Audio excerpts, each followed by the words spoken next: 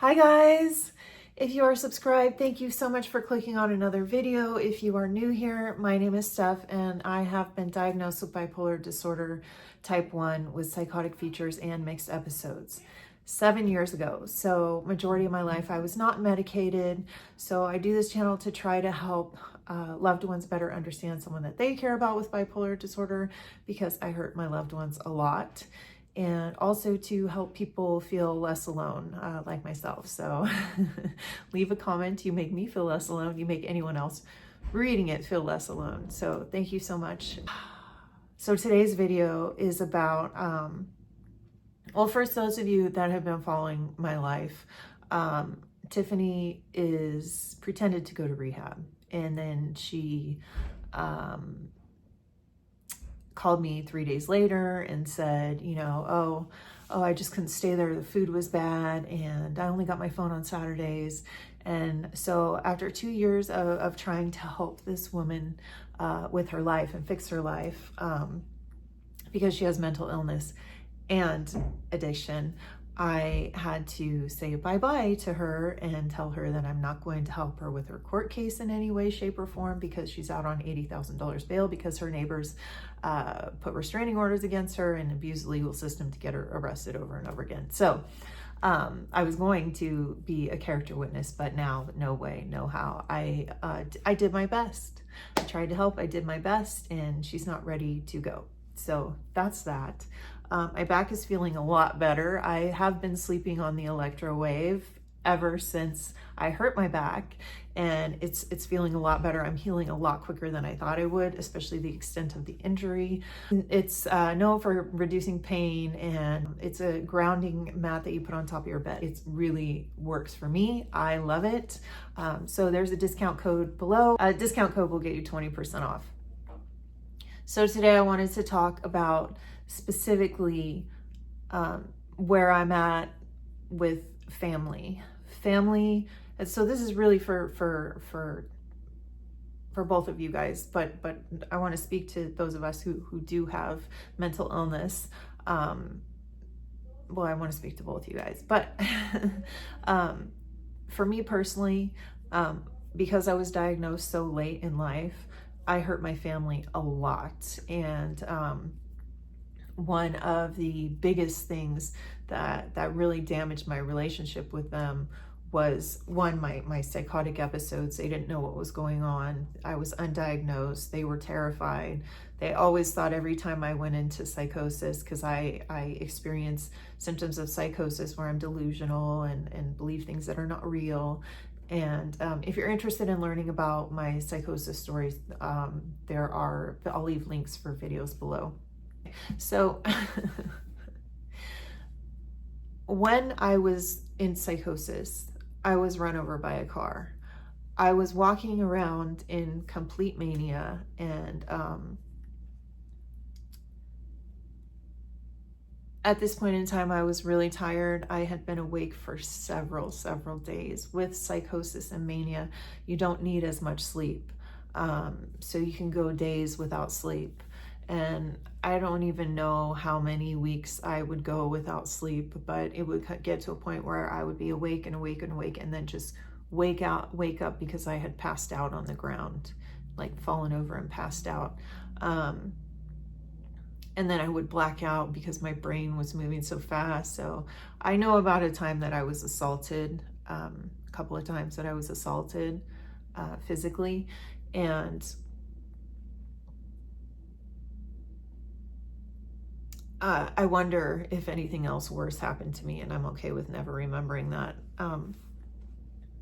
But anyway, I was walking in a parking garage.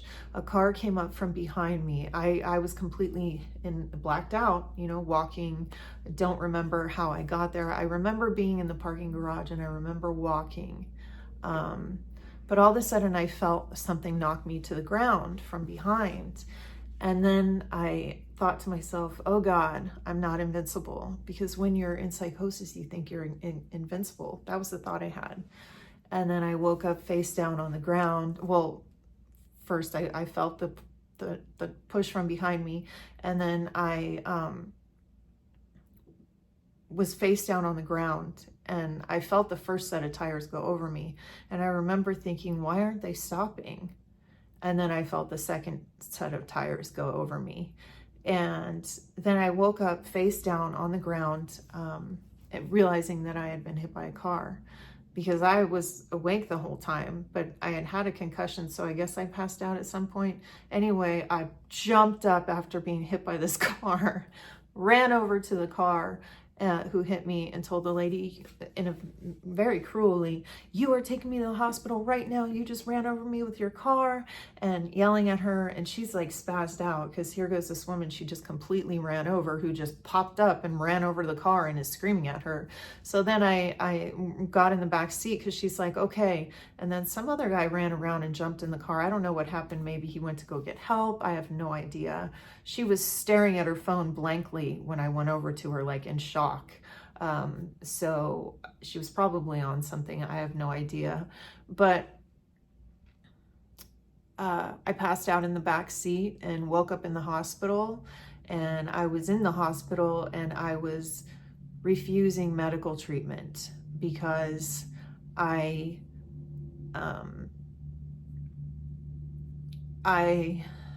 believed that the doctors and nurses were actors. I was delusional. I was still in psychosis at this point. I had been in psychosis for, let me see, I was run over by the car, 9 months. I had been in psychosis for 9 months at this point. So I spent 4 days in ICU because I was refusing surgery, because I had 7 broken ribs. I had a lacerated spleen that was about to rupture, and they wanted to perform surgery. And I kept saying, no, no, no, no. And by some miracle, I never needed surgery. My spleen never burst. So I also broke my pelvis and my shoulder. I messed up. Here goes one of my scars. Can you see it? Anyway, so I was run over by this car, right? And so my family, I remember calling my mom and saying, "Are you going?" My stepmom, I have a mom and a stepmom. My biological mom has passed away, and my other mom is about, at that point, 7 hours away. They live 7 hours away, where I am right now visiting. So I was really upset for a really, really long time, because when I asked my mom, "Are you going to come visit me?" In between, when I woke up a little bit lucid, she said, "No, I don't really like the traffic." And I was so upset at that point. And I don't know if that was what she said or not, but that's what I remember. And it was so painful. And my mom and my dad never came down while I was in the hospital, and I was in the hospital for 9 days. So when I left the hospital, I slept on the street that night. So I was really still like getting choked up now. So hurt by the fact that they didn't go to the hospital when I was in that condition. So I later realized that it would have been really traumatic for them. And at the time they were really angry because I was refusing surgery. And at the time they thought I was going to die, and they thought I was going to die for 9 months, because when you're in psychosis, you do very, very dangerous things. If you look up psychosis in bipolar disorder and psychosis, and you look up the symptoms, it tells you detached from reality. It tells you delusional, but it doesn't tell you might drive 120 miles on the freeway and kill someone. They don't tell you stuff like that. So it's very dangerous. You might hurt yourself driving. You might hurt someone else. You might just horrible, horrible things. So I was very, very angry with them for a very long time. And it was really, really hard for me to repair my relationship with them.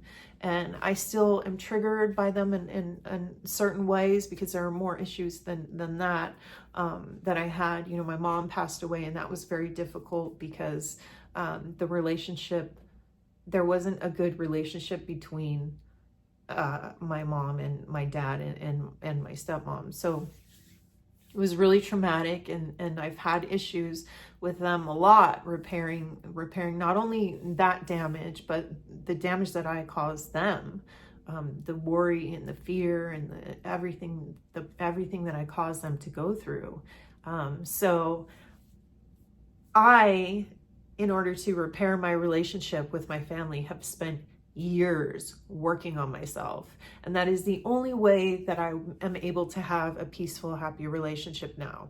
So if you are someone with bipolar disorder and you have really horrible relationships with your loved ones or your friends, just work on yourself, because that is the only way you can't change anyone. You can't change how they are. So you have to learn how to tell yourself, hey, I love this person for who they are, and think about all the really great things about them in your head, and then kind of all the crappy stuff falls to the side. Remind yourself that they care about you, and that's why they're still around. So that's my quick video on advice.